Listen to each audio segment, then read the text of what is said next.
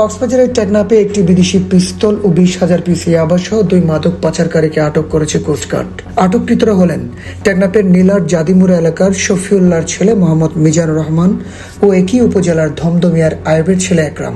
মঙ্গলবার দুপুরের দিকে কোস্টগার্ড মিডিয়া কর্মকর্তা লেফটেন্যান্ট কমান্ডার হারুনুর রশিদ এই তথ্য নিশ্চিত করেন। তিনি জানান, গোপন সংবাদের ভিত্তিতে সোমবার রাত 11টার দিকে টেকনাফের কেরুনতলী এলাকায় অভিযান চালিয়ে মোটরসাইকেল আরোহী সন্দেহভাজন 2 জনকে গতিরোধ করা হয়।